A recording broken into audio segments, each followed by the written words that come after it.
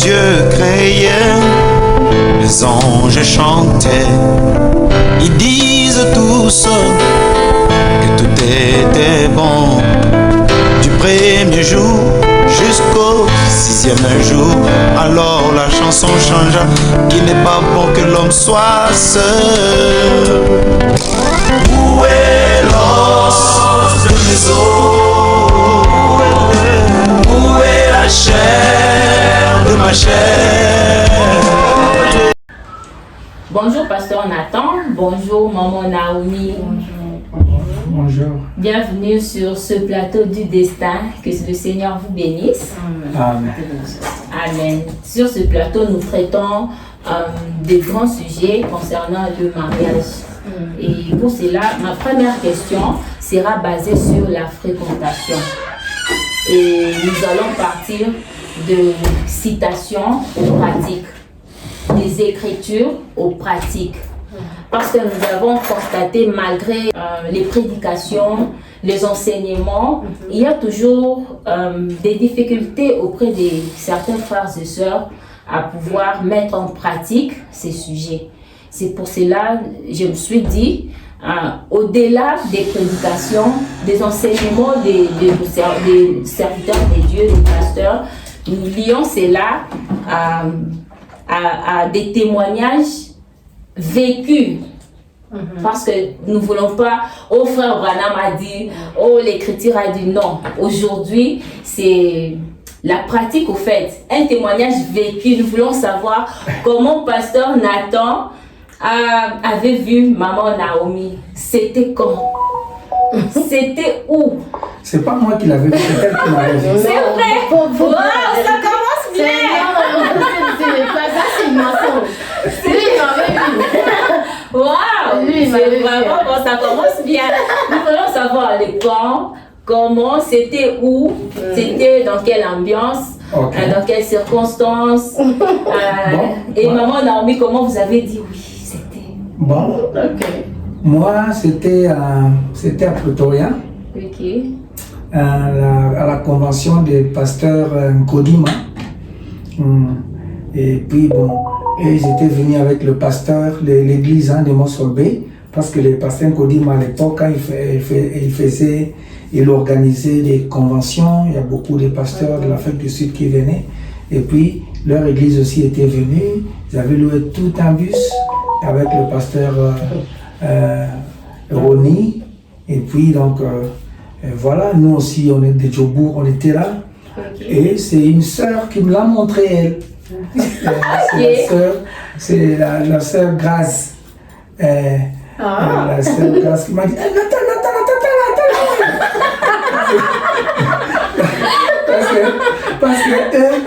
parce que tu sais, à l'église, ils m'aimaient tellement beaucoup, tout le monde, alors ils voulaient que je me marie.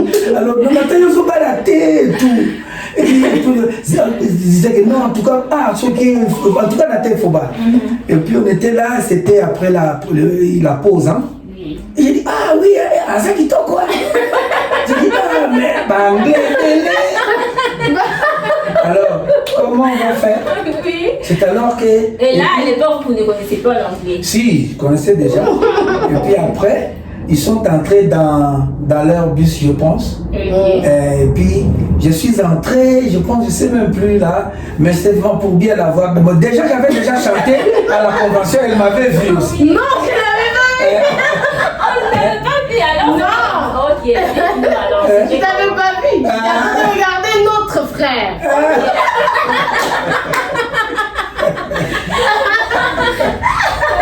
Alors, et puis, c'est à partir de là que j'ai cherché maintenant son numéro. Et puis quand elle est rentrée, ils sont rentrés, et j'ai commencé à parler avec elle. Ok. Tu as eu mon numéro ou toi? J'ai eu son numéro chez Donnel. Donnel, c'est mon ami. Donnel, en fait, c'est Donnel qui voulait l'attaquer. Ok. Maintenant, lui-même aussi a donné encore le numéro chez quelqu'un d'autre. Oui, parce que finalement, Donnel n'a pas avancé. Oh, donc il a dit au lieu que moi je puisse échouer, que je puisse donner même un Moi, quand je me suis dit, ah, le frère donner le c'est un numéro, c'est voilà. C'était pas mon numéro. C'était le numéro de ma maman. Ouais, parce que. Parce que je voulais pas dire non, frère, en fait. J'ai dit seulement, bon, ça c'est pour moi, mais c'était pour ma maman. Alors, à partir de là, j'ai commencé à appeler. Ouais, on a commencé à parler. Mais comme c'était pour la maman, alors c'est la maman qui répondait souvent. Non, quand lui il avait appelé, c'était moi qui avait le téléphone en juste. Ce jour-là, c'était moi qui avais le téléphone. Et c'est là où on commençait à parler avec lui. J'avais dit à maman qu'il y a un frère là qui je parle avec lui et elle avait dit c'est pas de problème, parle seulement. Ça a commencé comme ça. Et là, c'était après combien de temps que vous puissiez commencer à parler avec lui? Alors, lui, il m'avait vu en décembre 2006. Et il a appelé le 1er janvier 2007. Et c'est là, c'est un mois plus tard, qu'on commençait à parler de couple, trucs comme ça. Ok. Et après ça, vous avez avancé? On avait avancé. Jusqu'à ce que on a contacté les parents finalement. Ok. Vous êtes allé chez les parents? Non, on a parlé avec les parents, on a demandé comment ça s'est fait. Ok. Alors c'est alors que les parents me disent que non, là-bas, ils ne croient pas dans les dots. Ok. Donc en fait, moi je l'ai épousée sans payer les dots. Ah bon? Ouais, parce que dans leur culture ici, on ne paye pas les dots. Ouais, on ne paye pas les dots.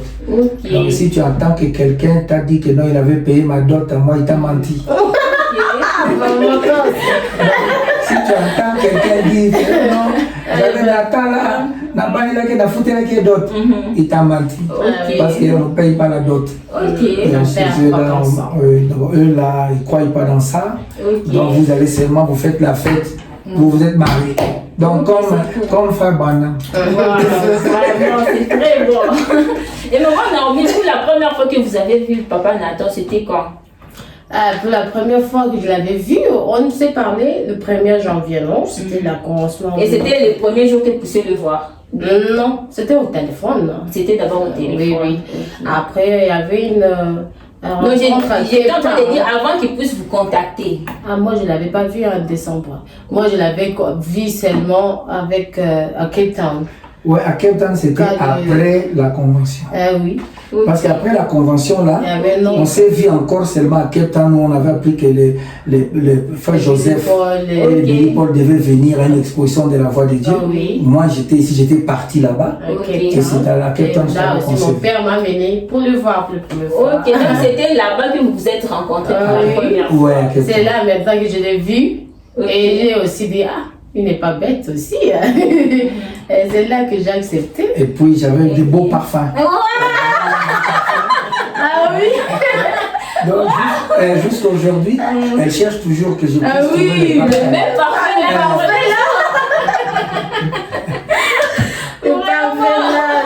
C'est différent maintenant. Donc tu vois, Dorian Dalina. Problème, non, mais c'est parce qu'on attend qu'il avait commencé. Ah oui, c'est lui. Ah oui.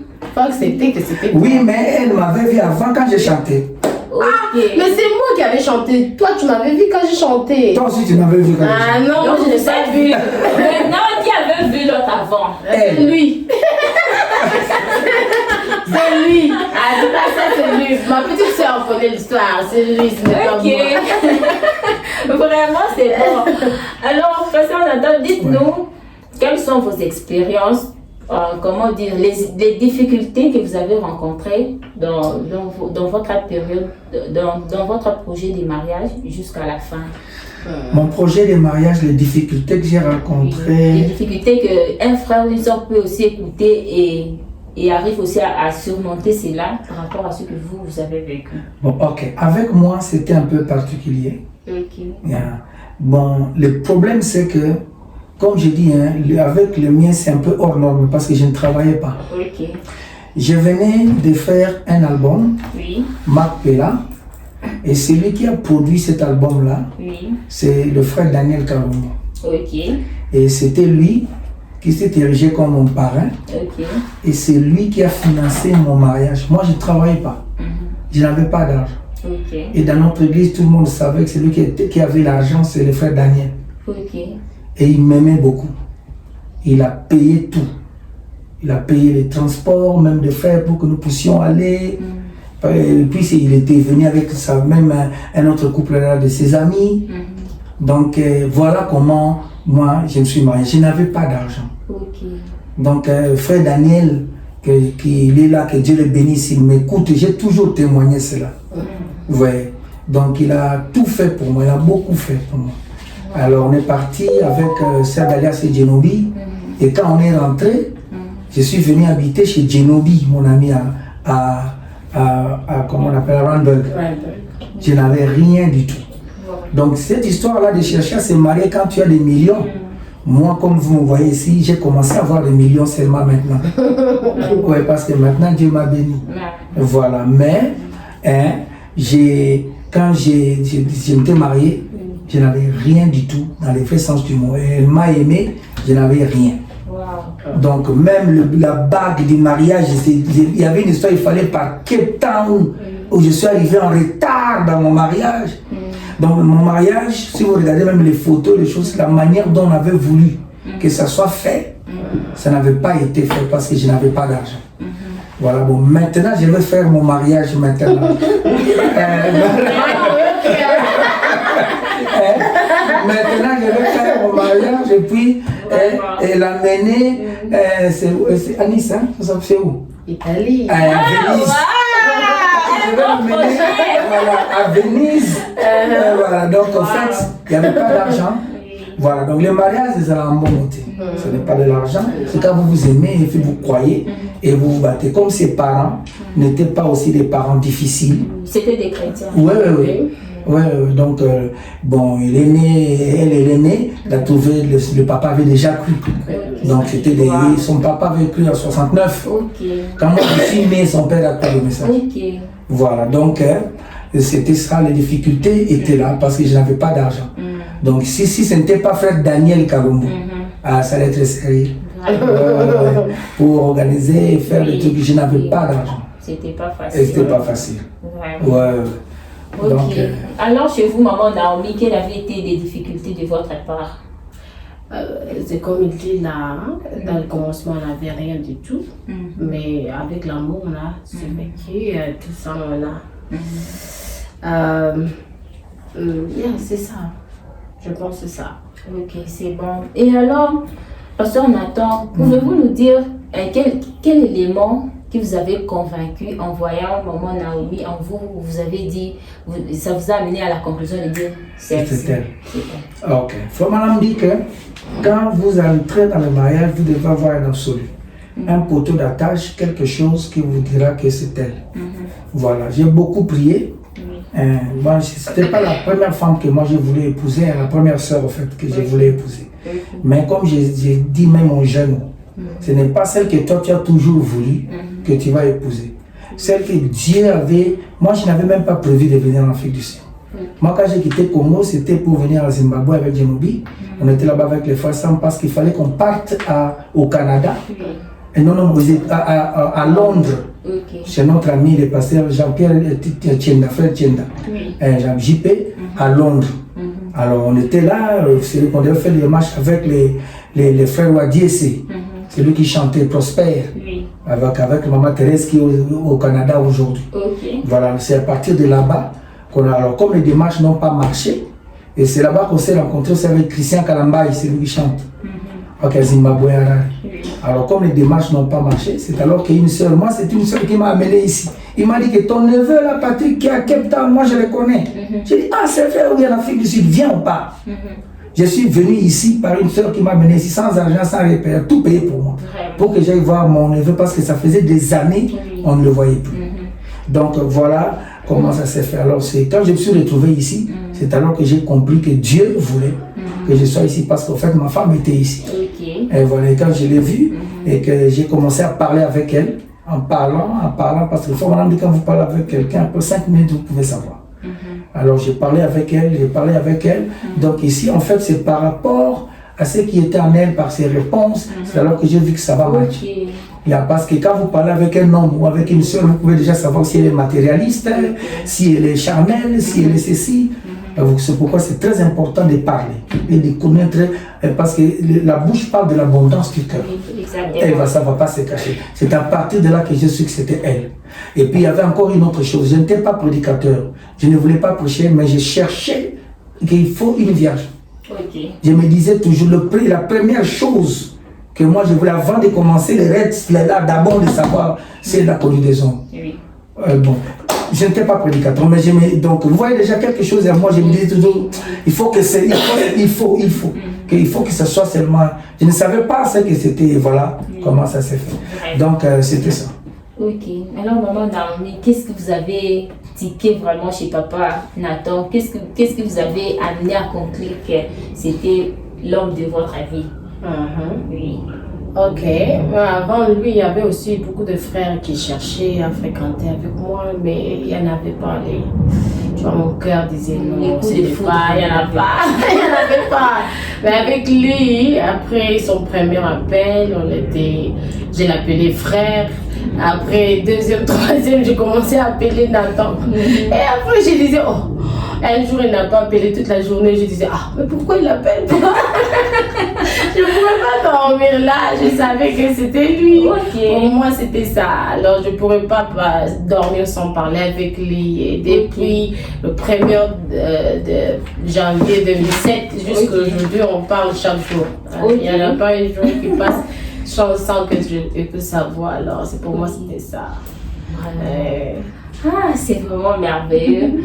Pasteur Nathan, votre dernier mot, un conseil à cette génération, à cette nouvelle génération de William Marot Branham par rapport à l'approche du mariage. Bon, ok.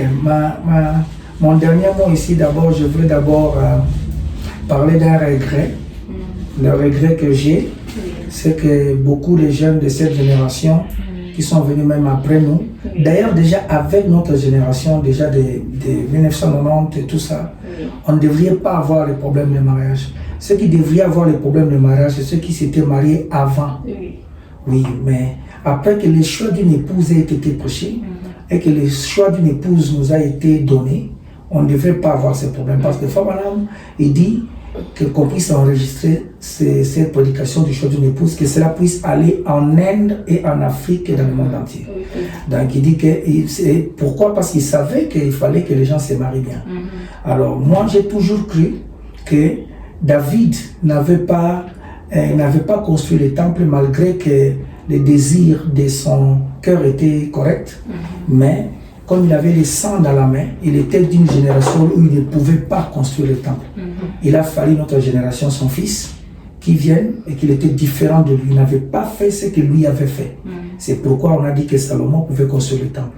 Et moi je crois toujours que nous qui nous marions bien, après que nos anciens, qui ne connaissaient, je ne dis pas qu'ils se sont mal mariés, mais je disais qu'ils ne connaissaient pas, ou qui sont venus déjà mariés, comme ils étaient mariés là, mais ils ont aimé Dieu, parce que c'était les prédestinés, les enfants de Dieu, ils ont cru la parole.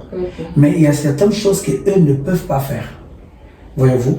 Vous comprenez? Ok, comme David. Voilà, maintenant, la génération qui vient après, c'est eux, parce que eux, Dieu les prend déjà à partir de bas. Voilà, pour commencer à monter avec eux. Et Dieu peut faire beaucoup avec eux, comme Salomon. Maintenant, le regret que j'ai, c'est que quand je regarde beaucoup de jeunes, oh là là, ils emboîtent les mauvais pas, ils entrent dans les histoires de beaucoup de femmes, et puis donc ils ne prennent pas au sérieux le choix. Et les sœurs ne regardent même plus aux valeurs du frère, mais ils regardent aux choses matérielles. C'est ce qui fait que la génération qui ne devait pas connaître le divorce, connaissent le divorce, après le choix d'une épouse. C'est ça qui est scandaleux pour moi. Parce que moi, je peux comprendre que les gens qui n'avaient pas connu puissent faire cette erreur. Mais à celui qu'on a beaucoup donné, on demandera beaucoup. Ainsi, pour mon conseil, c'est que lisez le choix d'une épouse, faites le choix selon ce que le messager a dit. Parce qu'il y a toujours les bénédictions quand vous restez avec le messager. Amen. Parce que c'est un messager qui a été confirmé. Et le Dieu qui l'a confirmé, confirmera sa parole dans votre champ. Voilà. Ne cherchez pas le frère qui a beaucoup d'argent ou la sœur qui est jolie ou comme ceci ou comme cela. Mais cherchez ce que le prophète a dit de chercher. Que les sœurs cherchent ce que le prophète a dit de chercher. Que les frères cherchent ce que le prophète a dit de chercher. Quand vous trouvez ça dans la sœur ou dans le frère, alors mariez-vous. Vous comprenez? Si vous n'avez pas trouvé ça, ne vous mariez pas. Parce que Dieu confirmera son prophète. Comment est-ce qu'il va le confirmer? Quand vous faites un mauvais choix, Dieu viendra confirmer son prophète en mettant du trouble dans votre mariage. Ok, maintenant quand vous avez fait un bon choix, Dieu viendra confirmer encore son prophète. Voilà, quand vous avez respecté la parole. Donc c'est ça le regret que j'ai de voir mes jeunes, les petits, les enfants sémences, et tous les premiers-nés aujourd'hui, et de choisir selon la volupté, selon la passion de la chair, à cause des envies sexuelles. Voyez-vous, on ne se marie pas à cause du sexe. On ne se marie pas à cause de la pression sexuelle, parce que cela peut te pousser à faire un mauvais choix parce que tu voulais seulement faire l'acte. Voilà. Or, faire l'acte dans les mariages, ce n'est pas tout. Voilà. Le mariage n'est pas seulement ça. Il y a encore d'autres choses dans le mariage. Et, parce que si c'était seulement ça, alors il n'allait pas avoir de divorce. Parce que même ceux qui divorcent là, ils vivaient ensemble comme mari et femme. Vous voyez? Alors, pourquoi alors qu'ils se sont séparés? C'est qu'il y a d'autres choses. Ok, donc il faut veiller aussi sur cela. Alors j'ai pris pour eux, alors j'ai pris que le Seigneur garde ses enfants, parce que le mariage, comme dit Frère Branham, peut détruire ta vie. Et il dit que la raison pour laquelle Dieu avait détruit le monde du temps de Noé, c'est à cause de ça. Cette histoire ici des hommes est devenue ensemble avec des femmes. Voilà, donc c'est quelque chose qu'il faut prendre ça en compte, parce que c'est encore la raison aujourd'hui pour laquelle Dieu détruira cette nation ici. Merci, que le Seigneur vous bénisse. Amen, pasteur. Maman Naomi, votre dernier mot, un conseil à cette génération. Tu peux dire en anglais, if you can speak. Oui, je vais dire en anglais. Well, my conseil would be that when you do choose your husband or your spouse, that you really pray and you ask God to help you throughout your marriage, because it's not easy. It's you go through a lot of things because you have to learn his character and how he is, and he has to learn yours, and you have to harmonize that to live together. So for us, what helped was the love that we have for one another, and many mistakes maybe that I did, he could forgive because he loved me the same I did for him. So yeah, love one another, put your marriage in God's hands, and then pray, and yeah, go together in love. I think that's all I can say about that. Bon, merci beaucoup. Que le Seigneur vous bénisse richement. Merci pour les temps accordés. Vraiment, que le Seigneur vous bénisse. Thank you so much. God bless you. Merci frères et sœurs. C'est la fin de cette émission. Que le Seigneur vous bénisse. Shalom. De la basse-cour.